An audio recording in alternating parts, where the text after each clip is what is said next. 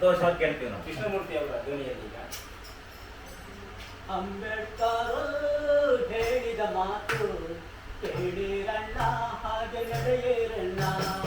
ಅಂಬೇಡ್ಕರ್ ಹೇಳಿದ ಮಾತು ಕೇಳಿರಣ್ಣ, ಹಾಗೆ ನಡೆಯಿರಣ್ಣ. ಅಂಬೇಡ್ಕರ್ ಹೇಳಿದ ಮಾತು ಕೇಳಿರಣ್ಣ, ಹಾಗೆ ನಡೆಯಿರಣ್ಣ. ಲೋಕದ ಜ್ಞಾನವನ್ನು ತಿಳಿದು ನೀನು ಬದುಕು ಎಂದ. ಲೋಕದ ಜ್ಞಾನವನ್ನು ತಿಳಿದು ನೀನು ಬದುಕು ಎಂದ. ಅಂಬೇಡ್ಕರ್ ಹೇಳಿದ ಮಾತು ಕೇಳಿರಣ್ಣ, ಹಾಗೆ ನಡೆಯಿರಣ್ಣ. ಅಂಬೇಡ್ಕರ್ ಹೇಳಿದ ಮಾತು ಕೇಳಿರಣ್ಣ, ಹಾಗೆ ನಡೆಯಿರಣ್ಣ. ಅಕ್ಷರವ ಕಲಿಯದವರು ಕಣ್ಣಿಲ್ಲದ ಮಕ್ಕಳೆಂದ. ಅಕ್ಷರವ ಕಲಿಯದವರು ಕಣ್ಣಿಲ್ಲದ ಮಕ್ಕಳೆಂದ. ಅಂಬೇಡ್ಕರ್ ಹೇಳಿದ ಮಾತು ಕೇಳಿರಣ್ಣ, ಹಾಗೆ ನಡೆಯಿರಣ್ಣ. ಅಂಬೇಡ್ಕರ್ ಹೇಳಿದ ಮಾತು ಕೇಳಿರಣ್ಣ, ಹಾಗೆ ನಡೆಯಿರಣ್ಣ. ಅಕ್ಷರವ ಕಲಿಯದವರು ಕಣ್ಣಿಲ್ಲದ ಮಕ್ಕಳೆಂದ. ಅಕ್ಷರವ ಕಲಿಯದವರು ಕಣ್ಣಿಲ್ಲದ ಮಕ್ಕಳೆಂದ. ಅಂಬೇಡ್ಕರ್ ಹೇಳಿದ ಮಾತು ಕೇಳಿರಣ್ಣ, ಹಾಗೆ ನಡೆಯಿರಣ್ಣ. ಅಂಬೇಡ್ಕರ್ ಹೇಳಿದ ಮಾತು ಕೇಳಿರಣ್ಣ, ಹಾಗೆ ನಡೆಯಿರಣ್ಣ. ನಿನ್ನ ನೀನು ಅರಿತುಕೊಂಡು ಬಾಳು ಸ್ವಾಭಿಮಾನದಿಂದ. ನಿನ್ನ ನೀನು ಅರಿತುಕೊಂಡು ಬಾಳು ಸ್ವಾಭಿಮಾನದಿಂದ. ಅಂಬೇಡ್ಕರ್ ಹೇಳಿದ ಮಾತು ಕೇಳಿರಣ್ಣ, ಹಾಗೆ ನಡೆಯಿರಣ್ಣ. ಅಂಬೇಡ್ಕರ್ ಹೇಳಿದ ಮಾತು ಕೇಳಿರಣ್ಣ, ಹಾಗೆ ನಡೆಯಿರಣ್ಣ. ಬಡವರೇ ಈ ದೇಶದ ವಿಷಯ ತಿಳಿಯಿರೆಂದ ಹೇಳಿದ. ಬಡವರೇ ಈ ದೇಶದ ವಿಷಯ ತಿಳಿಯಿರೆಂದ ಹೇಳಿದ. ಅಂಬೇಡ್ಕರ್ ಹೇಳಿದ ಮಾತು ಕೇಳಿರಣ್ಣ, ಹಾಗೆ ನಡೆಯಿರಣ್ಣ. ಅಂಬೇಡ್ಕರ್ ಹೇಳಿದ ಮಾತು ಕೇಳಿರಣ್ಣ, ಹಾಗೆ ನಡೆಯಿರಣ್ಣ.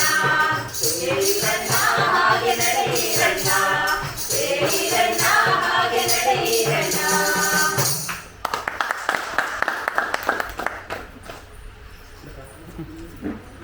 ತುಂಬಾ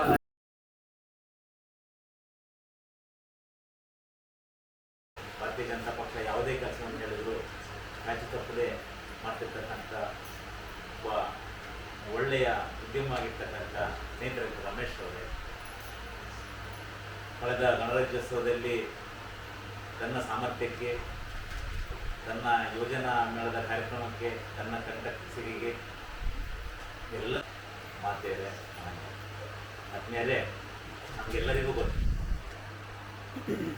ಭಾರತ ಹೊಟ್ಟೆ ಕಿಚ್ಚನ್ನ ಇದನ್ನೆಲ್ಲ ಬಳಸ್ಕೊಂಡು ಸತತ 200 ವರ್ಷ ನಮ್ಮ ದೇಶವನ್ನು ಆಳಿದ್ರು. ನಾವು ಅವ್ರ ಹತ್ರ ಬಿಡಿಸ್ಕೊಳ್ಬೇಕಾದ್ರೆ ಭಾಳಷ್ಟು ಹೋರಾಟಗಳಿವೆ. ಈ ನಡುವೆ ಭಾರತವನ್ನು ಬಿಡಿಸ್ಕೊಳ್ಬೇಕಂತಕ್ಕಂಥ ಒಂದು ಹೋರಾಟ, ಭಾರತಕ್ಕೆ ಸ್ವಾತಂತ್ರ್ಯ ತರಬೇಕಂತಕ್ಕಂಥ ಒಂದು ಹೋರಾಟ. ಆದರೆ ಭಾರತ ದೇಶದೊಳಗೆ ಅಸ್ಪೃಶ್ಯತೆಯನ್ನು ಹೊಂದಿರತಕ್ಕಂಥ, ಭಾರತ ದೇಶದೊಳಗೆ ಜೀವನ ಮಾಡ್ತಕ್ಕಂಥ ಬೇರೆ ಮನೆಗಳಲ್ಲಿ ಕೃಷ್ಣ ಹೇಳ್ದಂಗೆ ಇವತ್ತಿಗೂ ನಾವು ಓಟ ತುಳಿಯುವಂಥ ಪರಿಸ್ಥಿತಿಯನ್ನು ತಿಳ್ಕೊಂಡಿರ್ತಕ್ಕಂಥ ಅಂಬೇಡ್ಕರ್ ಅವರು ನಾನು ಭಾರತ ಸ್ವಾತಂತ್ರ್ಯ ಯಾರು ಬೇಕಾದ್ರೂ ಹೋರಾಟ ಮಾಡಿ ನಾನು ನಮ್ಮ ಜನಗಳಿಗೋಸ್ಕರ ನಾನು ಸ್ವತಂತ್ರವನ್ನು ತಂದುಕೊಡ್ಬೇಕಂತ ನಿಟ್ಟಿನಲ್ಲಿ ಅವರ ಹೋರಾಟವನ್ನು ನಾವೆಲ್ಲರೂ ಓದಿದ್ದೀವಿ. ನಾವು ಇಲ್ಲಿ ಕೂತಿರ್ತಕ್ಕಂಥವ್ರು ಅಷ್ಟು ಜನ ಓದಿದ್ವಿ. ಅವ್ರ ಬಾಲ್ಯ ಹೇಗಿತ್ತು, ಅವ್ರ ಶಾಲೆಗೆ ಹೋಗಿದ್ದ ಸಂದರ್ಭ ಹೇಗಿತ್ತು, ಅಲ್ಲಿ ಅವ್ರನ್ನ ನಡೆಸ್ಕೊಂಡಿದ್ದ ರೀತಿ ಹೇಗಿತ್ತು, ಆಮೇಲೆ ಅವ್ರು ಹೇಗೆ ಓದಿದ್ರು ಮಾಡಿದ್ರು ಎಲ್ಲರೂ ತಿಳ್ಕೊಂಡು. ಅದಂತೇಳಿ ಈ ಜಗತ್ತಿನೊಳಗೆ ಪಾಲನೆ ಮಾಡ್ತಾ ಇದ್ದೀವ ಅಂತ ಹೇಳಿದ್ರೆ ಇಲ್ಲ. ಅಂಬೇಡ್ಕರ್ ಓದ್ದಾಗಿಂದ ಹಿಡಿದು ಅವ್ರು ಸಾಯೋವರೆಗೂ ಅವ್ರಿಗೆ ಏನೇನು ಅನ್ಯಾಯ ಆಯಿತು, ಯಾವ್ಯಾವ ನಾಯಕರುಗಳು ಅವರಿಗೆ ಅನ್ಯಾಯ ಮಾಡಿದ್ರು ಅನ್ನೋದನ್ನು ಸಹ ಓದ್ಕೊಂಡ್ರು ಸಹ ಮತ್ತೆ ನಾವು ಆ ನಾಯಕರನ್ನೇ ಬೆಂಬಲ ಮಾಡೋಕ್ಕೆ ಹೋಗ್ತಾ ಇದ್ದೀವಿ. ಅದು ದುರಂತ ನಮ್ಮ ದೇಶದ ದುರಂತ. ಹಾಗಾಗಿ 135ನೇ ದಿವಸ ಅವರು ಅಂಬೇಡ್ಕರ್ ಅವರ ಜನ್ಮದಿನವನ್ನು ಯಾಕೆ ಮಾಡಬೇಕಂತ ಹೇಳಿದ್ರೆ ಅವ್ರಿಗೆ ಏನೇನು ಹಾಕ್ಕೊಟ್ರು, ನಮಗೆ ಯಾವ ಹಾದಿಗೆ ಹೋಗಬೇಕು, ಯಾಕೆ ಶಿಕ್ಷಣಕ್ಕೆ ಹೆಚ್ಚು ಆದ್ಯತೆ ಕೊಡಬೇಕಂದ್ರು. ಆ ಶಿಕ್ಷಣ ಬಗ್ಗೆನ ಕೃಷ್ಣ ಇವತ್ತೊಂದು ಒಳ್ಳೆ ಪಾಯಿಂಟ್ ಅಂತ ಹೇಳಿ, ಇವತ್ತು ನಾನು ಆಟೋ ಓಡಿಸ್ತಾ ಇದ್ದೀನಿ, ನಾನು ಈಗ ಹೋದ್ರೆ ಗೊತ್ತಿಲ್ಲ, ಆದರೆ ನನ್ನ ಮಗ ಅವ್ರ ಸ್ನೇಹಿತರ ಜೊತೆ ಹೋಗೋದಿಲ್ಲ ಅಂದರೆ ಓದಿದ್ದಾನೆ, ಅವನಿಗೆ ಅದು ಅವ್ನು ತುಳಿಬೇಕಂತ ಅನ್ಸೋದು ಇಲ್ಲ, ಮತ್ತು ಅಲ್ಲಿ ಹೇಳೋದು ಇಲ್ಲ. ಈಗ ಯಾರು ಜಾಸ್ತಿ ಹೇಳೋದಿಲ್ಲ. ಅಂದರೆ ಒಂದು ಸ್ವಾತಂತ್ರ್ಯವನ್ನು ತಿಳ್ಕೊಳ್ಬೇಕಾದ್ರೆ ಪಡ್ಕೊಳ್ಬೇಕಾದ್ರೆ ನಾವು ಹೇಗಿರ್ಬೇಕು ಅನ್ನೋ ನಿಟ್ಟಿನಲ್ಲಿ ಹೇಳ್ದಂಗೆ ಹಾಗಾಗಿ ಅಂಬೇಡ್ಕರ್ ಅವರ ಕಾರ್ಯಕ್ರಮ ನಾನು ಸಂತೋಷ ಫೋನ್ ಮಾಡಿ ಅಲ್ಲೇ ಕಾಲೋನಿ ಮಾಡಿ ಒಂದಷ್ಟು ಜನ ಸೇರೋಣ, ಎಷ್ಟು ಜನ ಬೇಕಾಗಲಿ ಅಂತ ಹೇಳಿದ್ರೆ ರಮೇಶ್ ಲಾಸ್ಟಿಗೆ ಗೆಲ್ಲುವಿಲ್ಲ ಅಂದರೆ ನಮ್ಮನೆ ಮನೆಯಲ್ಲೇ ಮಾಡೋಣ, ಗೆಲ್ಲಿಲ್ಲ ಅಂದರೆ ನಮ್ಮಲ್ಲೇ ಮಾಡೋಣ ಅಂತ ಹೇಳಿ. ಹಾಗಾಗಿ ನಾವೆಲ್ಲ ಇವತ್ತು ಸೇರ್ಕೊಂಡಿದ್ವಿ. ನಮಗೇನಪ್ಪ ಅಂತ ಹೇಳಿದ್ರೆ ಹೇಳ್ದಂಗೆ ಅವ್ರ ಮಗ ಈಗ ಓದಿ ಏನೆಲ್ಲ ತಿಳ್ಕೊಂಡೇನೆ ಕಾಲ ಕೂತ್ಕೊಂಡೇನೆ, ಅದು ಜನಗಳ ನಡುವೆ ಬೆರೆಯುವಂಥ ಪರಿಸ್ಥಿತಿ ತುಂಬ ಜನ ಕಷ್ಟ, ತುಂಬ ಜನ ಮಾತಾಡ್ತಾರೆ ಚೆನ್ನಾಗಿ. ಹಾಗಾಗಿ ಕೆಲವರು ಜನದ ಎದುರುಗಡೆ ನಿಂತ್ಕೊಂಡು ಮಾತಾಡೋದಂತ ಕೇಳಿದ್ರೆ ಭಾರಿ ಕಷ್ಟ. ಹಾಗಾದ್ರೆ ಬೆರಿಬೇಕಂತ ಯಾಕೆ ಈ ಕಾರ್ಯಕ್ರಮಗಳನ್ನೆಲ್ಲ ಮಾಡ್ಬೇಕಂತ ಹೇಳಿದ್ರೆ ನಾವು ಒಬ್ಬರೊಬ್ಬರ ಬೆರ್ತಾಗ ಒಬ್ಬರ ಮಾತುಗಳನ್ನ ಕೇಳಿದಾಗ ನಮಗೂ ಯಾಕೆ ಮಾತಾಡಬಾರ್ದು, ನಮಗೂ ಯಾಕೆ ಆಡಿರಬಾರ್ದು, ನಮಗೂ ಯಾಕೆ ಇತಿಹಾಸಗಳನ್ನ ತಿಳ್ಕೊಳ್ಬಾರ್ದು ಅಂತದ್ದು ಬರ್ತದೆ. ಹಾಗಾಗಿ ಈ ರೀತಿ ಕಾರ್ಯಕ್ರಮ ಮುಖ್ಯನ ಅವರ ಕಷ್ಟ ನೆನಪುಗಳನ್ನು ಮಾಡ್ಕೊ ಮುಖ್ಯನ ನಮ್ಮ ಅಭಿವೃದ್ಧಿಯನ್ನು ಮಾಡ್ಕೊಳ್ಳೋದಕ್ಕೂ ಈ ರೀತಿ ಕಾರ್ಯಕ್ರಮ 1915ರಲ್ಲಿ ಅಂಬೇಡ್ಕರ್ ಅವರು MA ವ್ಯಾಸಂಗಕ್ಕೆ ಇಂಗ್ಲೆಂಡಿಗೆ ಹೋಗಬೇಕಾಗುತ್ತೆ 1915. ಅವಾಗ ಏನಾಗುತ್ತೆ ಅಂತ ಹೇಳಿದ್ರೆ ಬರೋಡದ ರಾಜರು ಅವರಿಗೆ ಕರೆದು 2,000 ರೂಪಾಯಿ ಹಣವನ್ನು ಕೊಡ್ತಾರೆ. ಬರೋಡದ ಗಾಯಕ್ವಾಡ್ ಅವರು 2,000 ರೂಪಾಯಿ ಕೊಡ್ತಾರೆ, ನೀವು ಇದನ್ನು ಓದಕ್ಕೆ ಶಿಕ್ಷಣಕ್ಕೆ ತಗೊಂಡು ಹೋಗ್ತೀವಿ. ಆಗ ಆ ಕಾಲದಲ್ಲಿ ನಮಗೇನಾದರೂ ಕೊಟ್ಟಿದ್ದರೆ ಜಗತ್ತಿಗೆ ಕೊಟ್ಟಿದ್ದರೆ ಜಗತ್ತಿನ ಉದಾಹರಣೆ ಆಗ್ತದೆ ಅಷ್ಟೇ. ಒಳ್ಳೆ ಚೂಡಿದಾರ ನೈಟಿ ಅಲ್ಲಿ ಇಂಗ್ಲೆಂಡಲ್ಲಿ ಓದಕ್ಕೆ ಏನು ಕೊಟ್ಟು ಒಳ್ಳೆ ಸುಂದರ ತಗೊಳ್ತಿದ್ರೆ, ಈಗ ಕೃಷ್ಣನಿಗೆ ನನಗೆ ಕೊಟ್ಟಿದ್ರೆ ಒಂದು ಒಳ್ಳೆ ಟೈ ಮುಂಗಂಡಿ ಹೋಗೋದಲ್ಲ, ಒಂದು ಕೋಟು ಒಂದು ಸೂಟ್ ಎಲ್ಲ ತಗೊಂಡು ಹೋಗೋಣ ಅಂತ ನಾವು ತಿಳ್ಕೊಳ್ತು. ಆದರೆ ಅಂಬೇಡ್ಕರ್ ಅವ್ರು ಹಾಗೆ ಯೋಚನೆ ಮಾಡಬೇಕು. 2,000 ರೂಪಾಯಿಗೂ 2,000 ಪುಸ್ತಕ ತಗೊಳ್ತಾರೆ. ಹಣದಲ್ಲಿ ಅಲ್ಲಿ ಹೋಗೋವರೆಗೂ 2,000 ಪುಸ್ತಕವನ್ನು ಸ್ಟಡಿ ಮಾಡಿ ಹೋಗ್ತಾರೆ. ಅಲ್ಲಿ ಹೋದ ಕೂಡಲೇ ಅವ್ರಿಗೇನು ಸುಖ ಇದೆಯಾ? ನಾವು ಇವತ್ತು ಅಷ್ಟೊಂದು ಸೇರಿಸ್ಕೊತೀವಿ ನಮ್ಮ ಮಕ್ಕಳನ್ನ. ಹೋದ ಕೂಡಲೇ ವಾರ್ಡನಿಗೆ ಕರ್ಬೇಕು, ಇಲ್ಲಿ ಊಟ ತಿಂಗಳು ಚೆನ್ನಾಗಿ ನೋಡ್ಕೊಳ್ಳಪ್ಪ ಅಂತೇಳಿ ನಮ್ಮ ಹತ್ರ 100 ರೂಪಾಯಿ ನಮ್ಗೆ ಹಾಕಿ ಬರ್ತೀವಿ. ಅವ್ರು ಏನಾದ್ರು ಎಕ್ಸ್ಟ್ರಾ ಇದ್ರೆ ಕೊಡ್ತೀವಿ, ನಮ್ಮ ಮಗನ ಚೆನ್ನಾಗಿ ನೋಡ್ಬೇಕು. ಆದರೆ ಅಂಬೇಡ್ಕರ್ ಹೋಗಿರ್ತಕ್ಕಂಥ ಇಂಗ್ಲೆಂಡ್ ಹಾಸ್ಟೆಲಲ್ಲಿ ಅವರಿಗೆ ದನದ ಮಾಂಸವನ್ನು ಕೊಡ್ತಾರೆ. ದನದ ಮಾಂಸವನ್ನು ಕೊಡ್ತಾರೆ 15 ಅವರು ತಿನ್ನೋದಿಲ್ಲ. ಏನು ಹೇಳ್ತಾರೆ ಅಂತ ಹೇಳಿದ್ರೆ, ನಾನು ಭಾರತ ದೇಶದಿಂದ ಬಂದವನು, ಹಿಂದೂ ಸಂಸ್ಕೃತಿ ನಮ್ಮ ಪ್ರತೀಕ. ಹಾಗಾಗಿ ಗೋವಿನಲ್ಲಿ ನಾವು 360ಕ್ಕೂ ಹೆಚ್ಚು ದೇವರನ್ನು ಕಾಣ್ತೇವೆ. 360ಕ್ಕೂ ಹೆಚ್ಚು ದೇವರನ್ನು ಕಾಣ್ತೇವೆ. ಅದರ ಗಂಜಲ ನಮ್ಮ ಔಷಧಿ ಆಗ್ತದೆ. ಅದು ಹಾಕಿರ್ತಕ್ಕಂಥ ಸಗಣಿ ನಮ್ಮ ಕೃಷಿ, ನಾವು ತಿನ್ನೋ ಅನ್ನಕ್ಕಾಗ್ತದೆ.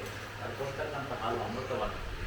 ಹಾಗಾಗಿ ಅದು ನಮಗೆ ದೇವರ ಸಮಾನ. ಹಾಗಾಗಿ ನಾನು ಅದನ್ನು ಮುಟ್ಟೋದಿಲ್ಲ ಅಂತೇಳಿ 3 ವರ್ಷ ಅವರು MA ವ್ಯಾಸಂಗ ಮಾಡೋತ್ತಿಗೆ ಅಲ್ಲಿರ್ತಕ್ಕಂಥ ಬನ್ನು ಜಾಮೂನ್ನ ತಿಂದುಬಿಟ್ಟು ರೂಪಾಯಿ ಬಗ್ಗೆ ಪ್ರಥಮವಾಗಿ ಡಾಕ್ಟರೇಟನ್ನು ಪಡೀತಾರೆ. ಆದರೆ ನಾವೇನಾದರೂ ಮಾಡ್ತಿದ್ವಿ, ನಾವೇನಾದರೂ ಹೋಗಿದ್ವಿ ಅಂದರೆ ಇಂಡಿಯಾದಲ್ಲಿ ಯಾರು ಮಾಡ್ತಾರಪ್ಪ ಎಂಥ ಮಾಂಸ ಬೇಕಾದ್ರೆ ಹಾಕಿ ಅಂತೇಳಿ ಕೇಂದ್ರ ಸಚಿವ ಕೊಟ್ಟು ಕಾಣಿಸ್ತಾ ಇದ್ವಿ.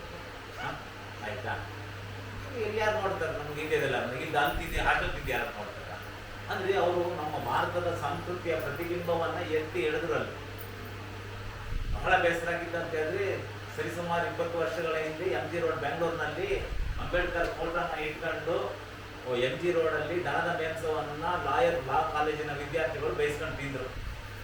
ನಾವು ತಿನ್ನೋರು ನೀವೇನಂತ ಒಂದು ಪಾರ್ಟಿ, ಒಂದು ಕಾಂಗ್ರೆಸ್ ವಿರುದ್ಧವಾಗಿ BJP ಮಾಡಿದ್ರು.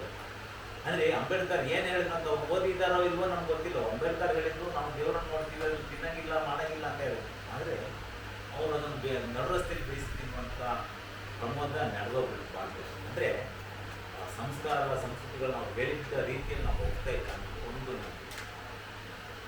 ಕೊಲಂಬಿಯಾ ಯೂನಿವರ್ಸಿಟಿಯಲ್ಲಿ ಇವತ್ತಿಗೂ ನಾವು ಹೋಗಿ ನೋಡಿದರೆ ಭಾರತ ದೇಶದ ನಡೆದಾಡುವ ಕೋರ್ಸ್ ಅಂತ ಬರ್ತದೆ. ಭಾರತ ದೇಶದ ನಡೆದಾಡುವ ವಿದ್ಯಾ ಕೋರ್ಸ್ ಅಂತ ಬರ್ತೀವಿ. ಅಂದರೆ ಒಬ್ಬ ಅಂಬೇಡ್ಕರನ್ನು ಒಂದು ದೇಶದಲ್ಲಿ ಒಂದು ಕಾಲೇಜ್ ಎದುರುಗಡೆ ಅವರು ಪ್ರತಿಮೆ ಕೆಳಗಡೆ ಹಾಕಿ ಬರೀಬೇಕಂತ ಹೇಳಿದ್ರೆ ಎಷ್ಟು ಪುಣ್ಯ ಮಾಡಿದ್ರು, ಅವ್ರು ಎಷ್ಟು ಕಷ್ಟಪಡ್ತಿದ್ರು, ಎಷ್ಟು ಸಾಧನೆ ಮಾಡಿದ್ರು. ನಮ್ಗೆ ಯಾಕೆ ಅನಿಸಲ್ಲ? ನಾನೀಗ ನಮ್ಮ ಹುಡುಗರೆಲ್ಲ ಬಂದು ಕೂತಿದ್ರು, ಕೃಷ್ಣ ಕೂತಿದ್ರು, ಹೇಳಿದೆ ನೋಡು ಮರೆ, ನಾನು ಹುಟ್ಟಿದ ಪುಸ್ತಕದಲ್ಲೇ ಬೆಳೆದಿದ್ದು ಪುಸ್ತಕದಲ್ಲಿ 10ನೇ ಕ್ಲಾಸ್ 4 ಸಬ್ಜೆಕ್ಟ್ ಕನ್ನಡಕ್ಕೆ ಇವತ್ತು 26 ಪುಸ್ತಕ ಬರೆದಿದ್ದೀನಿ. ಹಂಗೆ ಕನ್ನಡ ಎಲ್ಲ ಪ್ರೇರಣೆ ನಮಗೆ ಅಂಬೇಡ್ಕರ್ ಬೇರೆ ಅವರ ಇತಿಹಾಸಗಳನ್ನು, ಅವ್ರ ಪುಸ್ತಕಗಳನ್ನು ಓದೋಕ್ಕೆ ನಮ್ಗೆ ಅನಿಸ್ತದೆ ಜೀವನದಲ್ಲಿ ನಾವು ಏನಾದರೂ ಸಾಧನೆ ಮಾಡಬೇಕು. ಹಾಗಾಗಿ ಈ ರೀತಿಯ ಕಾರ್ಯಕ್ರಮ ಮಾಡಿ ಅವ್ರನ್ನ ನೆನೆಸಿ ಅವ್ರ ಪುಸ್ತಕಗಳನ್ನು ಓದುವಂಥದ್ದು, ಅವ್ರು ಹೇಗೆ ನಡ್ಕೊಂಡು ಬಂದರು ಅಂತೇಳಿ ಆ ರೀತಿ ನರೇಂದ್ರ ಮೋದಿ ಅವರು ಮೊನ್ನೆ ನಿನ್ನೆಯಿಂದ ಸಭೆಗಳಾಗ್ತಾ ಇದ್ದಾವೆ. ಎಲ್ಲ 540 ಜನ ಸಂಸದರಿಗೂ ಪತ್ರ ಬರೆದಿದ್ದಾರೆ, ಇದು ನೋಡ್ಕೊಳ್ಬೇಕು ಅಂತೇಳಿ. ಏನಾದರೂ ಆಯ್ತು ಅಂತ ಹೇಳಿದ್ರೆ ಬಹುಶಃ ನಾಳೆ ಜಗಜತನ ಒಂದು MP ಆಗಬಾರ್ದು, ಒಂದು MLA ಆಗಬಾರ್ದು, ಇದಕ್ಕಂಥ ಮೇಲೆ ಅವಕಾಶ ಇದೆ. 33% ಏನು ಸರಿ ಅಂದರೆ ಹಿಂಗೇರಿ ಕರ್ನಾಟಕದಲ್ಲಿ 40 ಸೀಟ್ ಹೆಚ್ಚಿಗೆ ಆಗ್ತದೆ, MP ಸೀಟ್ 88 ಸೀಟು ಇದಕ್ಕೆ ಹೆಚ್ಚಾಗ್ತದೆ, ಕಾನ್ಸ್ಟಿಟ್ಯೂನ್ಸಿ MLA ಆಗ್ತದೆ, ಇಲ್ಲೇ 2 ಆಗ್ತದೆ. ಹಾಗಾಗಿ ಯಾರು ಏನು ಬೇಕಾದ್ರೆ ಆಗ್ತದೆ ಅಂತ ಎಲ್ಲ ಕಾರಣ ಏನಂತಂದರೆ ಅಂಬೇಡ್ಕರ್ ಅವರ ಆಶಯ ಇತ್ತು. ಅವರ ಆಶಯವನ್ನು ಇವತ್ತು ಮೋದಿಯವರು ಚಾಲ್ತಿಗೆ ತರ್ತಾ ಇದ್ದಾರೆ. ಯಾವ ಸರ್ಕಾರವನ್ನು, ಯಾವ ಆಳಿರ್ತಕ್ಕಂಥ ಸರ್ಕಾರ ಕೊಡಲಿಕ್ಕೆ ಯೋಚನೆ ಮಾಡಲಿಲ್ಲ. ಆಯಿತಾ? ಹಿಂದುಳಿದವರಿಗೆ ಅವಕಾಶವನ್ನು ಕೊಡಬೇಕು ಅಂತ ಹೇಳಿ ಹೋರಾಟ ಮಾಡಿದವರೇ ಅಂಬೇಡ್ಕರ್ ಅವರು. ಅದನ್ನು ಮೋದಿಯವರು ಚಾಲ್ತಿಗೆ ತಂದಿದ್ದಾರೆ. ಹಾಗಾಗಿ ಅಂಬೇಡ್ಕರ್ ಆಶಯಗಳನ್ನು ಅವ್ರು ಏನೇನು ಇಟ್ಕೊಂಡಿದ್ರು ಬಹುಶಃ ನಮ್ಮ ಮೋದಿ ಸರ್ಕಾರ, ಮೋದಿಯವರನ್ನೆಲ್ಲ ಆ ಕಾನೂನುಗಳನ್ನು ಆಶಯಕ್ಕೆ ತರ್ತಾ ಇದ್ದಾರೆ. ಆ ಜನಗಳಿಗೆ ನ್ಯಾಯ ಸಿಗಬೇಕು ಅಂತ ಕಾರ್ಯಕ್ರಮಗಳು ಮಾಡ್ತಾ ಇದ್ದಾರೆ. ಹಾಗಾಗಿ ಅಂಬೇಡ್ಕರ್ ಅವರ ಜನ್ಮ ಒಂದಷ್ಟು ಓದುಗಳನ್ನು ಓದೋಣ. ಯಾರ ಹತ್ರ ಕೇಳಿದ ಶಂಕರ ಈಗ ಮೊದಲು ಮಾತಾಡ್ತಾನೆ, ಅವನು ಫುಲ್ ಒಳ್ಳೆ ಪುಸ್ತಕ ಓದ್ತಾನೆ. ನಾನು ತುಂಬ ನಾನೀಗ ಅಂಬೇಡ್ಕರ್ ಸಂವಿಧಾನದ ಮುದ್ರತ್ನಗಳ ಕೆಲವು ಪುಸ್ತಕ ಬರ್ತಾನೆ, 26ನೇ ಪುಸ್ತಕ, ಬಹುಶಃ 220 ಪೇಜಿ ಗಡಿ ಆಗಿತ್ತು. ಅದರಲ್ಲೆಲ್ಲರೂ ಕಾಣಿಸ್ತಿದ್ವಿ ಏನೇನು ಪ್ರಾಬ್ಲಮ್ ಆಯಿತು, ಅಂಬೇಡ್ಕರ್ ಯಾರು ಬಗ್ಗೆ ಏನೇನು ಟಿಕೆಟ್ ಆಯಿತು, ಯಾಕೆ ಬೇಡ ಅಂದರು, ಇವ್ರು ಹೇಗೆ ಬಂದರು. ಆನಂತರ ಪೂರ್ಣವಾಗಿ ಒಂದು 24 ಜನ ಸರೋಜಿನಿ ನಾಯ್ಡುವಿಂದ ಹಿಡಿದು ರಾಜೇಂದ್ರ ಪ್ರಸಾದ್ ಅವರಿಗೆ ಹೇಗೆ ಇವರಿಗೆಲ್ಲ ಉಪಕಾರ ಮಾಡಿದರು, ಅವರೆಲ್ಲ ಏನೇನು ಹೆಲ್ಪ್ ಮಾಡಿದ್ರು ಅಂತಕ್ಕಂಥ ಸಂಪೂರ್ಣ ವಿವರವನ್ನು ಕಾಲೇಜು ಹುಡುಗರಿಗೆ ಒಳ್ಳೆಯದಾಗಲಿ ಅಂತೇಳಿ ನಾನು ಪುಸ್ತಕವನ್ನು ತರ್ತಾ ಇದ್ದೀನಿ. ಹಾಗಾಗಿ ನಾವು ಇವತ್ತು ಜನತೆ ಹೇಳ್ದಂಗೆ ಈ ಕಾರ್ಯಕ್ರಮವನ್ನು ಬಹುಶಃ ದೊಡ್ಡ ಮಟ್ಟದಲ್ಲಿ ಮಾಡಬೇಕಾಗಿತ್ತು, ಇಲ್ಲ ಹಳ್ಳಿಗಳಲ್ಲಿ ಮಾಡಬೇಕಾಗಿತ್ತು, ಇಲ್ಲ ಅಲ್ಲಿ ಕೂತ್ಕೊಂಡು ಅಲ್ಲಿರ್ತಕ್ಕಂಥ ಯುವಜನತೆಗೆ, ಯುವಕರಿಗೆ, ಮಾತೆಯರಿಗೆ, ನಮಗೆ ಅವರ ಅಂಬೇಡ್ಕರ್ ಅವರಿಗೆ ಏನೇನು ಅನ್ಯಾಯ ಆಗಿದೆ ಅನ್ನುವಂಥದ್ದು ಹಂಚ್ಕೊಳ್ಬೇಕಾಗಿತ್ತು. ಅದನ್ನೆಲ್ಲ ಮುಂದಿನ ದಿವಸಗಳಲ್ಲೂ ಮಾಡೋಣ ಅಂತ ಹೇಳ್ತಾ ಯಾವತ್ತೂ ಇನ್ನೊಂದು ಮಾತಾಡ್ತೀನಿ. ನಾವು ಇವತ್ತು ಹುಟ್ಟಿದ ಕೂಡಲೇ ನಾವು ದೊಡ್ಡವರು ಎತ್ಕೊಂಡು ದೊಡ್ಡವರಾಗಿ ಮಾತಾಡ್ತೀವಿ, ಹೌದಲ್ಲ? ಕಾಗುತ್ತಾ ಹಿಂಗೇರಿ ಶಿವಣ್ಣ 3 ಸತಿ ಜಿಲ್ಲಾ ಪಂಚಾಯತ್ ಮೆಂಬರ್ ಆಗಬೇಕಾದ್ರೆ ಒಂದು 35 ವರ್ಷ ಸಾರ್ವಜನಿಕ ಜೀವನದಲ್ಲಿ ಕೆಲಸ ಮಾಡಿ ಕನ್ಸ್ಟ್ರಕ್ಷನ್ ಮಾಡಿನೋ ಇಲ್ಲ ಬೇರೆ ಬೇರೆ ಮಾಡಿನೋ. ಈಗ ಮೊನ್ನೆ ನಾನು 65 ಸತಿ ಬ್ಲಡ್ ಡೊನೇಟ್ ಮಾಡಿ ಆಯಿತು, 65 ಸತಿ ಮಾಡಿ ಆಯಿತು. ಹಾಗಾಗಿ ಸಾರ್ವಜನಿಕ ಜೀವನದಲ್ಲಿ ನಾವು ಹೇಗೆ ಹೆಚ್ಚೆಚ್ಚು ತೊಡಸ್ಕೊಂಡು ಬರ್ತೀವೋ ಅವಾಗ ನಮಗೆ ಪ್ರಶಸ್ತಿಗಳು ಮತ್ತೊಂದು ನಮ್ಗೆ ಹುಡ್ಕೊಂಡು ಬರ್ತದೆ. ನಾವು ಸಾರ್ವಜನಿಕ ಜೀವನದಲ್ಲಿ ಇಲ್ಲ ನಾನು ನನ್ನ ಹೆಂಡತಿ ನಮ್ಮ ಪಂಚ ಎಷ್ಟೇನೋ ಪ್ರಪಂಚ ಅಂತೇಳಿ ಗುಂಡಿಗೆ ನಾವು ಆಗಿದ್ದು ಆದರೆ ನಮ್ಮದು ಆಗಲ್ಲ. ಶ್ರೀರಾಮಚಂದ್ರ ಗಾಡಿಗೋದಂತ ನಿಮ್ಗೆಲ್ಲರಿಗೂ ಗೊತ್ತಿದೆ, ಅದು ನಿಮ್ಗೆ ಅದನ್ನು ಜ್ಞಾಪಕ ನಾನು ಮುಗಿಸ್ತೇನೆ. ನಮಗೆ ನನ್ನ ಕಥೆ ಇರ್ತೀನಿ, ಪುರಾಣದಲ್ಲಿ ಕೇಳಿರ್ತದೆ. ದಶರಥ ಮಹಾರಾಜ ನಿಮ್ಗೆ ಗೊತ್ತು, ಸೂರ್ಯವಂಶದ ರಘುವಂಶದ ರಾಜ, ಬಹಳ ಚೆನ್ನಾಗಿ ದೇಶವನ್ನು ನಡೆಸ್ತಿದ್ದ, ರಾಜ್ಯವನ್ನು ಆಳ್ತಾ ಇದ್ದ. ಎಲ್ಲರಿಗೂ ಹಕ್ಕು, ಸಮಾನತೆ ಹಕ್ಕು ಇತ್ತು. ಹಾಗಾಗಿ ಇವತ್ತು ನಾವು ರಾಮನನ್ನು ಪೂಜೆ ಮಾಡೋದು, ರಘುವಂಶವನ್ನು, ಸೂರ್ಯವಂಶವನ್ನು ಪೂಜೆ ಮಾಡೋದು. ನಾವೆಲ್ಲರೂ ಕೇಳ್ಕೊಂಡು ಇರ್ತೀವಿ, ನಾವು ಆಟಾಡ್ತಾ ಇರ್ತೀವಿ. ಕಣ್ಣೆ ಮುಂಚೆ ಕಾಲೇ ಗುಡೆ, ಉದ್ದಿನ ಮೂಟೆ ಒಳ್ಳೆ ಹೋಯಿತು, ನಮ್ಮ ಯಾರಕ್ಕೆ ಬಿಟ್ಟೆ ಬಿಟ್ಟೆ ಹೂವು ಕೂವಂತೆ ಆಡ್ತೀವಲ್ಲ, ಎಲ್ಲರಿಗೂ ಗೊತ್ತಿದೆ. ಆದರೆ ಅದರ ಅರ್ಥ ಸಂಪೂರ್ಣ ಅರ್ಥ ಇಷ್ಟೇ. ಕಣ್ಣೇ ಮುಂಚೆ ಅಂತಂದರೆ ಕಣ್ಣು ಮುಂಚೆ ತೆಗೆದಷ್ಟು ಸುಲಭವಾಗಿ ದಶರಥ ಮಹಾರಾಜ ತನ್ನ ರಾಜ್ಯವನ್ನು ಆಳ್ತಿದ್ದ. ಕಾಡೇ ಗೂಡೆ, ತನ್ನ ತಂದೆಯ ಆಜ್ಞೆ ಮೇರೆಗೆ ಶ್ರೀರಾಮಚಂದ್ರ ಕಾಡಿನಲ್ಲಿ ಗೂಡು ಮಾಡ್ಕೊಂಡಿದ್ದ. ಉದ್ದಿನ ಮೂಟೆ, ತನ್ನ ಪತ್ನಿಯನ್ನು ಸೀತಾದೇವಿಯನ್ನು ಅಪಹರಿಸತಕ್ಕಂಥ ರಾವಣನನ್ನು ಶ್ರೀರಾಮ ಸಂಹರಿಸಿ ಅವ್ರನ್ನ ಸೀತೆಯನ್ನು ಬಿಡುಗಡೆ ಮಾಡ್ಕೊಂಡು ಬರೋ ಸಂದರ್ಭದಲ್ಲಿ ಕಣ್ಣೆ ಮುಂಚೆ ಕಾಡೆಗಳು, ಉದ್ದಿನ ಮೂಟೆಗಳು ರಾವಣ ನಮ್ಮ ಯಾಕೆ ಬಿಟ್ಟೆ ಬಿಟ್ಟೆ ನಿಮ್ಮ ಯಾಕೆ ರಕ್ಷಣೆ ಮಾಡ್ತೀವಿ ಅಂದರೆ, ವಿಭೂಷಣ ರಾವಣನ ತಮ್ಮ ಭಾರಿ ಸಾತ್ವಿಕ, ಅವನ ಸೀತೆಯನ್ನು ತಾಯಿಯಂತೆ ನಾವು ಕಳ್ತಾ ಇರ್ತಾನೆ, ತಾಯಿಯನ್ನು ನಾವು ಕಳ್ತಾ ಇರ್ತಾನೆ. ಅವನು ಹೇಳ್ತಾನೆ, ಇಷ್ಟು ದಿವಸ ನಿಮ್ಮಕ್ಕಿ ನಮ್ಮ ಗೂಡಲ್ಲಿತ್ತು, ಈಗ ಬಿಡ್ತಾ ಇದ್ವಿ, ಹಾಗಾಗಿ ಜೋಪಾನ, ಇನ್ನಾದರೂ ಲಕ್ಷ್ಮಣ ರೇಖೆ ದಾಟ್ತಿದ್ದಂಗೆ ನೋಡ್ಕೊಳ್ಳಿ ಅಂತಕ್ಕಂಥ ಒಂದು ಇಡೀ ರಾಮಾಯಣದ ಕತೆ ಇದರೊಳಗಿದೆ. ನಾವು ಮಾತಾಡ್ತಾ ಇದ್ವಿ, ನಮ್ಗೆ ಯಾರಿಗೂ ಗೊತ್ತಿಲ್ಲ. ಹಾಗಿತ್ತು ಪುಸ್ತಕಗಳನ್ನು ಓದಿದರೆ ಮಾತ್ರನೇ ಗೊತ್ತಾಗುತ್ತೆ. ಆರ್ಯ ವಿಷಯಗಳನ್ನು ತಿಳ್ಕೊಳ್ಳಿ ಅಂತ ಹೇಳ್ತಾ ದಶರಥ ಮಹಾರಾಜ ಬಹಳ ಅದ್ಭುತವಾಗಿ ದೇಶವನ್ನು ಆಳ್ತಾ ಇರ್ತಾನೆ. ಆಗ ಒಬ್ಬ ಆಚಾರ್ಯ ಬಡಿಗ ಬಂದು ಒಂದು ಅವನಿಗೆ ಮರ ಎಲ್ಲ ಖಾಲಿ ಆಗಿತ್ತು, ಫರ್ನಿಚರ್ ಮಾಡೋದು, ಕಿವಿ ಬಾಗಿಲು ಮಾಡೋದು. ಅವ್ನು ಹೋಗ್ತಾನೆ ಸೀದಾ ಕಾಡಿಗೆ, ಮರ ಎಲ್ಲ ಖಾಲಿ ಆಗಿತ್ತು, ಮರ ತಗೊಂಡು ಹೋಗ್ತಾ ಸಂದಿದ್ದೆ. ಒಂದು ಗಾಡಿಯಲ್ಲಿ ಹೋಗ್ತಾನೆ. ಗಾಡಿಯಲ್ಲಿ ಹೋದಾಗ ಅವನಿಗೆ ಒಂದು ಸಾಗವಾನಿ, ನಾವು ಫರ್ನಿಚರ್ ಮಾಡೋದು ಸಾಗವಾನಿ ಮರ ಸಿಗ್ತದೆ, ನೋಡ್ತಾನೆ, ಮರ ಹಾಕ್ತಾನೆ, ಕೊಡ್ಲಿ ತಗೊಂಡು ಹೋಗ್ತಾನೆ, ಕತ್ತಿ ಮರ ಹತ್ತಿ ಕೈ ಕೊಡ್ಲಿಲ್ಲಿ ಅರೆಲ್ಲ ಕಡಿತಾನೆ. ಕೆಳಗಿಳಿದು ಗರಗಸ್ತೆಯಲ್ಲಿ ಮರ ಕಟ್ ಮಾಡಿ ರುಚಿಯನ್ನು ಸೇವ್ ಮಾಡ್ಕೊಂಡು ಬರ್ತಾನೆ. ಮನೇಲಿ ಬರ್ತಾನೆ, ಫರ್ನಿಚರ್ ಎಲ್ಲ ಮಾಡಿಬಿಡ್ತಾನೆ. 2 ಸಣ್ಣ ಸಣ್ಣ ಪೀಸ್ಗಳಿದೆ, ಸಾಕಂದ್ರೆ ರೇಟ್ ಅವತ್ತಿಗೂ ಒಳ್ಳೆ ಬೇಕು. ಇವತ್ತು ನಾವು ಗಾಡಿಗೆ ಬರ್ತಾರೆ ಪಾದಕ್ಕೆ ಬೆಳೆಸ್ಕೊಂಡು ಬರ್ತಾರೆ, ಅವ್ನು ಕ್ಯಾರೆಲ್ಲ. ಸೊ ತಂದ ಅದರಲ್ಲಿ 2 ಪಾದಕೆ ಮಾಡ್ತಾನೆ. ಉಳಿದಿದ್ದು ಪಾದಕೆ ಮಾಡೇನೆ, ಚೆನ್ನಾಗಿ ಮಾಡೇನೆ, ಏನು ಮಾಡಬೇಕು ಇದನ್ನು, ಏನು ಮಾಡಬೇಕು? ಇಲ್ಲ ರಾಜನಾಸ್ತನಿಗೆ ತಗೊಂಡು ಕೊಡೋಣ ಅಂತೇಳಿ ಸೀದಾದಂಥದ್ದು ದಶರಥ ಮಹಾರಾಜನ ಆಸ್ಥಾನಕ್ಕೆ ಕೊಡ್ತಾನೆ. ಆವಾಗ ಅವ್ರ ಮಂತ್ರಿಗಳು ಹೇಳ್ತಾರೆ, ಆಯ್ತಪ್ಪ ಇದು ಅಂತ ಒಂದು ಬದಿಗೆ ಇರ್ತಾರೆ. ಮರ ಇದೆ, ಪಾದ ಇತ್ತಲ್ಲ, ಅದು ಯೋಚನೆ ಮಾಡ್ತಾಯಿದ್ದೆ, ನಾನು ಕಾಡಲ್ಲಿ ನಾನು ಮಾಡಿದ್ದೆ, ಎಲ್ಲ ಮರ ಮಾಡಿ ನಾನು ತಂದು ಎಲ್ಲ ಮೂಲೆಲ್ಲ ಹಾಕಿ, ನಾನೆಲ್ಲ ಕಾಟ ಖಾಲಿ ಆಗಿದ್ರೆ ಇನ್ನೇನು ಆಗಿದ್ರೆ ಅಲ್ಲೆಲ್ಲ ಯಾರೋ ಮನೇಲಿ ಇರ್ತಿದ್ದೆ ಅಂತ ಯೋಚನೆ ಮಾಡ್ತಾ ಇದ್ರು. ಮೂಲೆ ಹೋಗ್ತಿರ್ತಾರೆ. ಶ್ರೀರಾಮಚಂದ್ರ ಕಾಡಿಗೆ ಹೋಗುವ ಸನ್ನಿವೇಶ ಬರ್ತದೆ. ಕಾಶಿವಸ್ತ್ರಗಳು ಅಷ್ಟೊತ್ತಿಗೆ ಮಂತ್ರಿ ಹೇಳ್ತಾರೆ, ನೀವು ಬರಿಗಾರಲ್ಲಿ ಹೋಗಬೇಕಲ್ಲ, ಶಿವಗಾಗಿ ಚಿತ್ರ, ಮತ್ತೆ ಯಾರೊಬ್ಬ ಆಚಾರ್ಯ ಮೆಟ್ ತಂದು ಕೊಟ್ಟಿದ್ನಲ್ಲ, ಅದನ್ನ ಶ್ರೀರಾಮಚಂದ್ರನಿಗೆ ಕೊಡಿ ಅಂತ ಹೇಳ್ತಾರೆ. ಅವಾಗ ತಂದು ಕೊಡ್ತಾರೆ. ಶ್ರೀರಾಮಚಂದ್ರ ಮೆಟ್ ತಂದು ಕೊಡಿತಾನೆ. ಆ ಪಾದಕಿಗೆ ಬಹಳ ಖುಷಿ ಆಗುತ್ತೆ. ನಾನು ಇಷ್ಟು ವರ್ಷ ಕಾದಿದ್ದಕ್ಕೆ ಶ್ರೀರಾಮಚಂದ್ರನ ಪಾದ ಸೇವೆ ಮಾಡ್ತೀನಿ, ಭಾರಿ ಖುಷಿ. ಶ್ರೀರಾಮಚಂದ್ರ ಹಾಕೊಂಡು ಹೋಗ್ತಾ ಇರ್ತಾನೆ. ಇವಾಗ ನಿಮಗೆ ಕಾಂಕ್ರೀಟ್ ರೋಡು ಇಲ್ಲ ಟಾರ್ ರೋಡ್ ಅಲ್ಲ, ಮುಳ್ಳು ಕಲ್ಲಲ್ಲಿ ಹೋಗ್ಬೇಕಾಯ್ತು, ಒಳ್ಳಗೊಂಡಿದೆ, ಹಿಂಗೆಲ್ಲ ಚುಚ್ತದೆ, ಕಲ್ಲು ಚುಚ್ತದೆ, ಮುಳ್ಳು ಚುಚ್ತದೆ. ಈಗ ಅಮ್ಮೆಟ್ಟು ಯೋಚನೆ ಮಾಡ್ತಾರೆ, ಶ್ರೀರಾಮಚಂದ್ರನ ಖಾಲಿಗೆ ಬಂದು ಸೇರಿದ್ರು ನಮಗೆ ಸುಖ ಇಲ್ಲಲ್ಲ, ಈ ರೀತಿ ನಮ್ಗೆ ಕಷ್ಟ ಆಗ್ತಿದೆಯಲ್ಲ ಅಂತ ಯೋಚನೆ ಮಾಡೋತ್ತಿಗೆ ಗಾಡಿಗೆ ಹೋಗ್ತಾನೆ, ಬೂಟ್ ಕಟ್ತಾನೆ. ಅಲ್ಲಿಗೆ ಯಾರು ಹೋಗ್ತಾರೆ, ಭಾರತ ಹೋಗ್ತಾನೆ. ಅಣ್ಣ ನೀನು ಬರಲೇಬೇಕು ರಾಜ್ಯ ಅಂತ ಹೇಳ್ತಾನೆ. ಇಲ್ಲ ನೀನು ಬರಲ್ಲ ಅಂದರೆ ಕೊನೆ ಪಕ್ಷ ಒಪ್ಪದೇ ಇದಕ್ಕೆ ನೀನು ಹಾಕೊಂಡಿರೋ ಪಾದರಕ್ಷೆ ಆದರೂ ಕೊಡು ಅಂತ ಪಾದರಕ್ಷೆ ಬಿಚ್ಚಿ ಕೊಡ್ತಾನೆ. ಅವ್ನು ಎಲ್ಲಿ ಹೊತ್ಕೊಂಡು ಬರ್ತಾನೆ ಮೇಲೆ ಅದನ್ನ ಹಾಗೆ ಹಾಕೊಂಡು ಬರ್ತಾನ, ತಲೆ ಮೇಲೆ ಹೊತ್ಕೊಂಡು ಬರ್ತಾನೆ. ಅವಾಗ ಬಂದ್ಬಿಟ್ಟು ಹೋಗೋ ನಾನೊಬ್ಬ ರಾಜನ ತಲೆ ಮೇಲೆ ಹೋಗ್ತಾ ಇದ್ದೀನಿ ಅವಾಗ. ಸರಿ ಅವನು ತಂದು ನೀನು ಹೊರಗಡೆ ಬಿಡ್ತಾನ. ಸಿಂಹಾಸನ ಇಲ್ಲ ಇಲ್ಲ ಅಂತಾನೆ. ಎಲ್ಲಿರ್ತಾನೆ? ಸಿಂಹಾಸನ ಮೇಲೆ. ಸಿಂಹಾಸನ ಎಷ್ಟು ವರ್ಷ ಇರ್ತದೆ? ರಾಮ ಭರತ 14 ವರ್ಷ 13 ವರ್ಷ ಇರ್ತದೆ ಸಿಂಹಾಸನ. 13 ವರ್ಷ ಇದ್ದರೆ ಕಷ್ಟಪಟ್ಟರೆ ಸುಖ ಯಾವತ್ತೂ ಸಿಗ್ತದೆ. ಹಾಗಾಗಿ ನಾವು ಕಷ್ಟನೇ ಪಡಲಿಲ್ಲ, ನಮ್ಮ ಸುಖ ಸಿಗ್ಬೇಕಂದ್ರೆ ಅಪ್ಪನಾದರೆ ಸಿಗ್ತದೆ. ದಯವಿಟ್ಟು ಗೆಲ್ಲೋಣ.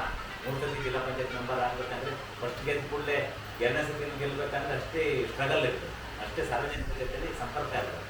ದುಡ್ಡು ಕಾಸು ಏನಿಲ್ಲ. ನಮ್ಮ ಫಸ್ಟಿಗೆ ಕೇವಲ 80,000ಕ್ಕೆ, 2ನೇ ಸತಿಗೆ 10 ಲಕ್ಷಕ್ಕೆ, 3ನೇ ಸತಿ ಒಂದು ಸ್ವಲ್ಪ ಕಾಂಪಿಟೇಷನ್ ಜಾಸ್ತಿ ಇತ್ತು, ಒಂದು 20 ಲಕ್ಷಕ್ಕೆ ಹೆಚ್ಚಾಯಿತು. ಇಲ್ಲಾಂದರೆ ನನಗೀಗ ಫೇಮಿಗೆ ನಾನು ಕಡಿಮೆ ಬೆಲೆಗೆಲ್ಲ ಗೆಲ್ಲಬೇಕಾಗಿ. ಅಂದರೆ ಸಾರ್ವಜನಿಕ ಜೀವನದಲ್ಲಿ ನಿರಂತರವಾಗಿ ನಾವು ಸೇವೆಯನ್ನು ಮಾಡೋದು ಫಸ್ಟ್ ಕಲಿಬೇಕು. ಫಸ್ಟು ನಮ್ಮ ಮನೆ ಸುತ್ತಮುತ್ತ ಕ್ಲೀನಿಗೆ ನೋಡ್ಕೊಳ್ಬೇಕು. ಫಸ್ಟು ನಮ್ಮ ಮನೆ ಸ್ವಚ್ಛ ಇಟ್ಕೊಂಡಿದ್ದೀವ ನೋಡ್ಬೇಕು. ಆನಂತರ ಇನ್ನೊಬ್ಬರಿಗೆ ಹೆಲ್ಪ್ ಹೋಗಬೇಕು. ಆನಂತರ ನಾವು ಸಾರ್ವಜನಿಕವಾಗಿ ಯಾರಿಗೂ ಹೆಲ್ಪ್ ಮಾಡಬೇಕು. ಇಲ್ಲ ಆಸ್ಪತ್ರೆ, ನಾನು ಸುರೇಶ್ನಿಗೆ ಯಾವಾಗಲೂ ಹೇಳ್ತಾ ಇರ್ತೀನಿ, ಒಂದು ಸಾರ್ವಜನಿಕ ಬದುಕು ಅಷ್ಟೇ. ಇವತ್ತು ಅಣ್ಣ ಅಲ್ಲಿ ಆಸ್ಪತ್ರೆಗೆ ಒಬ್ರು ಹೋಗ್ಯಾರೆ, ಇಲ್ಲಿ ಹೋಗ್ಯಾರೆ, ಅವ್ರಿಗೊಂದು ಮೆಡಿಸಿನ್ ಕೊಡಬೇಕು, ಅವ್ರಿಗೆ ಹೇಳಿ ಇವ್ರಿಗೆ ಹೇಳಿ ಆ್ಯಂಬುಲೆನ್ಸಿಗೆ ಹೇಳಿ ಫೋನ್ ಮಾಡಿ ಡಾಕ್ಟ್ರಿಗೆ ಮಾಡಿ ಒಂದು ಕಡೆ ನಮ್ಗೆ ಭಾರಿ ಖುಷಿ ಆಗ್ತದೆ. ಇಲ್ಲ ಇನ್ಯಾರೋ ನಮ್ಮವ್ರಿಗೆ ಏನೋ ಒಂದು ಸಾಧನೆ ಮಾಡಿ ಅನ್ನೋದೊಂದು ಪ್ರಶಸ್ತಿ ಸಿಗಬೇಕು, 3 ಸತಿ ಫೋನ್ ಮಾಡಿ ಸಂತೋಷಿಗೆ ಅವ್ರನ್ನ ಕೊಡಿಸ್ಬೇಕು. ಇಲ್ಲ ಇವರಿಗೆ 50% ಬಂದು ಮಾಡಬೇಕು. ಅಂದರೆ ಈ ಸಾರ್ವಜನಿಕ ಜೀವನದಲ್ಲಿ ಏನೇನು ಅವಕಾಶ ಸಿಗ್ತದೆ ನನ್ನ ಮಾಡಬೇಕು. ಆಗ ಮಾತ್ರ ನಾವು ನಾಯಕರಾಗೋದು. ಆನಂತರ ನಾಯಕರಾಗೋಕ್ಕಿಂತ ಮುಂಚೆ ನಾವು ಸಾರ್ವಜನಿಕ ಜೀವನದಲ್ಲಿ ಎಷ್ಟು ಕೆಲಸ ಮಾಡ್ತೀವೋ, ಯಾರಿಗೆ ಒಳ್ಳೇದು ಮಾಡಿರ್ತೀವೋ ಅದು ನಮ್ಮನ್ನು ಕಾಪಾಡ್ಬೋದು. ಹಾಗಾಗಿ ಒಂದು ಮಾತು ಏನಂತ ಹೇಳಿದ್ರೆ, ನಾವು ಇವತ್ತು ಇಷ್ಟು ಜನ ಸೇರಿ ಅಂಬೇಡ್ಕರ್ ಬಗ್ಗೆ ಒಂದಷ್ಟು ಇದೆಲ್ಲ ಮಾತಾಡಿದ್ರು, ಕೃಷ್ಣ ಮಾತಾಡಿದ, ಇನ್ನೂ ಅಧ್ಯಕ್ಷ ಮಾತಾಡೋದಿದ್ದಾರೆ, ಹಿಂಗೆಲ್ಲ ಮಾತಾಡ್ತಾರೆ. ಅವರ ಅಧ್ಯಯನಗಳನ್ನು ಮಾಡೋ ಮುಖ್ಯ, ಅವರ ಹುಟ್ಟಿದಬ್ಬನ್ನು ಮುಂದಿನ ದಿನಗಳಲ್ಲಿ ಆಚರಣೆ ಮಾಡೋದಕ್ಕೆ ನಾನು ಏನು ಕಲ್ತಿದ್ದೀನಪ್ಪ ಅಂತ. ನಾವು ಇವತ್ತಿಷ್ಟು ಜನ 25 ಜನ ಹೊರಸತಿ ನಾವೆಲ್ಲ ಒಂದು ಕಡೆ ಕಾರ್ಯಕ್ರಮ ಸೇರ್ತೀವಿ ಅಂತ ಇರ್ತೀವಿ, ಬದುಕುಳಿದ್ರೆ ಸರಿ ಕುಡಿತೀವಿ. ಖಂಡಿತ ಭಾರತ ದೇಶದಲ್ಲಿ ಏನೂ ಆಗೋದು ಜೀವನಿಸಿಲ್ಲ ಅಂತ ಹೇಳೋಕ್ಕಾಗಲ್ಲ. ಏನೋ ಒಂದು ಆಗೋ ಇಲ್ಲಿ ಏನಾಗಲ್ಲ, ಚೆನ್ನಾಗೇ ಇರ್ತಿಲ್ಲ, ಅದಕ್ಕೆ ಚೆನ್ನಾಗೇ ಏನಾದರೂ ಮಾಡಿರ್ಬೇಕು. ಅವತ್ತಿನ ದಿವಸ ಇಲ್ಲಪ್ಪ ನಾನು ಒಂದು ಸಣ್ಣ ಪುಸ್ತಕ ಬರೆದೆ, ಇಲ್ಲ ನಾನು ಕವಿತೆ ಬರೆದಿದ್ದೀನಿ, ಇಲ್ಲ ನಾನು ಅಂಬೇಡ್ಕರ್ ಬಗ್ಗೆ ಒಂದು ಪ್ರಬಂಧ ಬರೆದಿದ್ದೀನಿ, ಇಲ್ಲ ನಾನು ಯಾರಿಗೋ ಬ್ರೇಕ್ ಕೊಡ್ತೇನೆ, ನನಗೆ ಫಸ್ಟ್ ಸ್ಟಾರ್ಟ್ ನಂದು ಇವತ್ತು 18 ವರ್ಷ ಆದ ಬೆನ್ನು ಕೊಡೋ ಸ್ಟಾರ್ಟ್ ಮಾಡ್ಬೋದು. ಬೆನ್ನು ಕೊಡ್ತಾ ಇದ್ದೀನಿ, ನನಗೆ 70 ವರ್ಷವರೆಗೂ ಕೊಡಿ ಅಂತ ಹೇಳಿ ಕೊಡ್ತೀನಿ. ಹಾಗಾಗಿ ನಂದು ಆಯಿತು, 2ನೇ ಸತಿ ಕೊಟ್ಟೆ, 3ನೇ ಸತಿ ಕೊಟ್ಟೆ. ಇಲ್ಲ ಆಸ್ಪತ್ರೆಯಲ್ಲಿ ಯಾರೋ ಇದ್ರು ಅವ್ರು ನೋಡಿದೆ, ಒಂದು ಗಾಂಧಿ ಜಯಂತಿ ದಿವಸ ಒಂದು ಹಣ್ಣು ಅಂತ ಕೊಡ್ತೇವೆ. ಹೀಗೆ ಎಂಥ ಒಂದು ನಮ್ಮ ನಿರಂತರತೆ ಇರುತ್ತೆ. ನಮಗೆ ನಂಬೋದು ಇದ್ದೇ ಇರ್ತದೆ. ಏನ್ರಿ ರಮೇಶ್ನಿಗೆ ಪಾಠ ಮಾಡಬೇಕಲ್ಲ, ಕಂಪ್ಯೂಟರ್ ಕೊಡಬೇಕು, ಕೃಷ್ಣನಿಗೆ ನೋಡ್ಕೊಂಡು ಬಂದಾಯಿತು, ಆಟೋದಲ್ಲಿ ಯಾರೋ ಕಾಯ್ತಾ ಇದ್ದಾರೆ, ಮಕ್ಕಳನ್ನ ಬಿಟ್ಟು ಬರಬೇಕು, ಇವತ್ತು ರಜಾ ಸತಿ ಇಲ್ಲ, ಇವನಿಗೆ ಈಗ ಅಲ್ಲಿ ಮರ ಕಾಯ್ತಾ ಇರ್ತಾರೆ ಅಂತಿದ್ದು ನೋಡೋಕ್ಕೆ. ಮತ್ತೊಂದು ಸಚಿನಿಗೆಲ್ಲ ಶೂಟಿಂಗ್ ಹೋಗಬೇಕು, ಸುರೇಶಿಗೆ ಅಲ್ಲ ಸಂತೋಷಿಗೆ ಕೆಲಸ ಇದೆ, ಇನ್ನು ಕೂತಿರೋರಿಗೆ ಎಲ್ಲರಿಗೂ ಕೆಲಸ ಇದೆ. ಯಾರಿಗೂ ಕೆಲಸ ಇಲ್ಲ ಅಂತ ನಾವು ಯಾರು ಗೊತ್ತಿಲ್ಲ, ಹೌದಲ್ವ? ಎಲ್ಲರಿಗೂ ಕೆಲಸ ಇದೆ. ನನಗೂ ಈಗ 2 ದಿನ ಬಿಟ್ಟು ಬಂದೆ, ದೇವಸ್ಥಾನದ ಕೆಲಸ ಆಗ್ತಾಯಿದೆ. ಈಗ ಇವ್ನು ನೋಡ್ಕೊಳ್ತಿದ್ದ ಗಣೇಶ್ ಇಲ್ಲಿ ಬಂದಿದೆ, ನನಗಲ್ಲಿ ಪುಕ್ಕ ಅಂತಿದ್ರು. ಎಂತ ಮಾಡೋದ್ರೆ ನಾವು ಹೋಗಿದ್ದು ಸ್ವಲ್ಪ ಇನ್ನೊಂದು ಗಂಟೆ ಅಲ್ಲಿ ಕೆಲಸ ಆಗಿದ್ರೆ ಏನೋ ಆಗ್ತಿತ್ತು, ಕಲ್ಯಾಣ ಮಂಟಪ ಮಾಡಬೇಕು, ಅದನ್ನು ಸಾರ್ವಜನಿಕವಾಗಿ ಕೊಡಬೇಕು. ಆಮೇಲೆ BPL ಪಟ್ಟಿ ಒಳಗಿರೋ ಫ್ರೀ ಕೊಡ್ಬೇಕಂತ ನಾವು ಹೋರಾಟ ಮಾಡ್ತಾ ಇದ್ವಿ. ಅದು ಅವರು ಇವರು ಅಂತ ನಾವು ನಮ್ಮ ಭಾರತ ದೇಶದಕ್ಕಂತ ಎಲ್ಲ ಜಾತಿಗೂ ಕೊಡ್ತೀವಿ, ಅವರಿಗೆ ಇವ್ರಿಗೆ ಅಂತ ಸೀಮಿತ ಇಲ್ಲ. ಹಾಗಾಗಿ ಆ ರೀತಿ ಒಂದು ಕೆಲಸವನ್ನು ಮಾಡ್ತಾ ಇದ್ವಿ. ಇಲ್ಲಿ ಅಂಬೇಡ್ಕರ್ ಅವರ ಹೆಸರಲ್ಲಿ ಅಂಬೇಡ್ಕರ್ ಅವರ ಇವತ್ತು ಜನ್ಮ ದಿನಾಚರಣೆ ಆಗೋದು ನಾವೆಲ್ಲ ಸೇರಿದ್ದೀವಿ. ನಾವೆಲ್ಲರೂ ಅವರಂತೆ ನಮ್ಮ ಜೀವಮಾನದಲ್ಲಿ ಅಷ್ಟು ಡಾಕ್ಟರೇಟ್ ತಗೊಳ್ಳೋಕೆ ಆಗೋದಿಲ್ಲ, ಅವರಷ್ಟು ಪುಸ್ತಕ ಬರೆಯೋಕ್ಕೆ ಆಗೋದಿಲ್ಲ. ಆದರೆ ಅವ್ರು ನಮ್ಮ ಹತ್ರ ಒಂದು ಮೆಟ್ಲಾದರೂ ಹತ್ತಿರ ಪ್ರಯತ್ನ ಮಾಡೋಣ. ಅವ್ರು 18 ಮೆಟ್ಲು ಹತ್ತಿ ಆಗಿದೆ. 18ರಲ್ಲಿ ನಾವು ಮೆಟ್ಲು ಹತ್ತಿರ ಹೋಗಿ ನಿಲ್ಲಕ್ಕೆ ಪ್ರಯತ್ನ ಮಾಡೋಣ. ಅವಾಗ ನಮ್ಮ ಜೀವನ ಸಾರ್ಥಕತೆ ಆಗ್ತದೆ. ಇವಾಗ ಉಸಿರುತ್ತೆ, ಹೆಸರಿಲ್ಲ. ಸಾಯುವಾಗ ಆ ಹೆಸರುತ್ತೆ, ಉಸಿರಿಲ್ಲ. ಯಾಕಂದರೆ ಆ ಉಸಿರು ಹೋದ್ಮೇಲೆ ನಮ್ಮ ಹೆಸರು ಹೇಗಿರ್ಬೇಕಂತ ನಮ್ಮ ಇತಿಹಾಸ ನೂರಾರು ವರ್ಷ ನೆರಳಾಗಿ ನಿಂತ ಮರ, ನೂರಾರು ವರ್ಷ ತೊಳೆಯನ್ನು ಉಳಿಯಿತು, ನೂರಾರು ವರ್ಷ ಅಲೆಗಳ ಸಣ್ಣವಾಗಿ ಒಡೆಯಲಿಲ್ಲ ನೋಡಿ ಸಂತದೆ. ಅಂದರೆ ಮನಸ್ಸಿನಿಂದ ನಿಂತೀವಿ, ಮರ ಹಾಕ್ತದೆ, ನೂರಾರು ಜನರ ನೆರಳಲ್ಲಿ ನಿಂತೀವಿ, ಕಾಯಿ ಬಿಡ್ತದೆ, ಪಲ್ಯ ಮಾಡ್ತೀವಿ, ಸಾಂಬಾರು ಮಾಡ್ತಿರ್ತೀವಿ, ಹಣ್ಣು ಬಿಡ್ತದೆ, ಸೊಳೆ ತಿಂತೀವಿ, ಬೀಜ ಸುಟ್ಟು ತಿಂತೀವಿ, ಬೇಸ್ ತಿಂತೀವಿ, ಸಾಂಬಾರು ಮಾಡ್ತೀವಿ, ಸೇರಿದ ದನಗಳಿಗೆ ಮುರ ಮಾಡಿ ಹಾಕ್ತೀವಿ, ಎಲೆ ತೋರಣ ಕಟ್ತೀವಿ, ಅದನ್ನು ಬಟ್ಟೆಲೆ ಕಾಯಿಸಿ ಸ್ನಾನ ಮಾಡಿ ಗಮಗ ಮಾಡ್ತಿರ್ತೀವಿ. ಮರ ಬಿದ್ದಾಗಲೂ ಇಲ್ಲ ಬೀಳಿಸಿ ಒಳ್ಳೆ ಆಯುಧವಾಗುತ್ತದೆ. ದೇವ್ರ ಮನೆ ಭಾಗ ಎಲ್ಲ ಮಾಡ್ತೀವಿ. ಮಾತು ಬಾರದ ಮರ ನೂರಾರು ವರ್ಷ ಬೇಯ್ತದೆ. ಮಾತು ಬರೋ ಮನುಷ್ಯ ನಾವೇನಾದರೂ ನಮ್ಮ ಜೀವಿತಾವಧಿಯಲ್ಲಿ ಹಣವನ್ನು ಕೂಡಿಟ್ಟರೆ ಅದು ನಮ್ಮ ಹಣ ಜೊತೆ ಬರ್ತದೆ. ಹಾಗಾಗಿ ನಾವು ನಮ್ಮ ಜೀವಿತಾವಧಿಯಲ್ಲಿ ₹1 10 ಪೈಸನ್ನ ಸಾರ್ವಜನಿಕ ಜೀವನಕ್ಕೆ ಮೀಸಲಾಗಿ ಇಡೋಣ ಅಂತ ಹೇಳಿ ಹೇಳ್ತಾ ಇವತ್ತಿನ ಈ ಕಾರ್ಯಕ್ರಮದಲ್ಲಿ ಸುಮಾರು ಮಾತಾಡ್ತಿದ್ದೇನೆ. ಬಂದಿರ್ತಕ್ಕಂಥ ಎಲ್ಲರಿಗೂ ಧನ್ಯವಾದ ಹೇಳ್ತಾ ಮುಂದೆ ಕಾರ್ಯಕ್ರಮ ಮಾಡೋದಕ್ಕೆ ಇನ್ನಷ್ಟು ವಿಜೃಂಭಣೆಯಿಂದ ಮಾಡಿ ಅಂಬೇಡ್ಕರ್ ಅವರ ಆತ್ಮಕ್ಕೆ ಶಾಂತಿಯನ್ನು ಕೊಡೋಣ ಅಂತ ಹೇಳ್ತಾ ಒಂದು ಸೇರಿಸಕ್ಕಂಥ ಎಲ್ಲರಿಗೂ ಜನಮಾತೆ ಜಗನ್ಮಾತೆ ಭಾರತ ಮಾತೆಗೆ ವಂದಿಸುತ್ತಾ ಮಾತನ್ನು ಮುಗಿಸ್ತೇನೆ. ಜೈ ಹಿಂದ್ ಭಾರತ್ ಮಾತೆ. बोलो भारत माता की जय, बोलो भारत माता की जय भीम, जय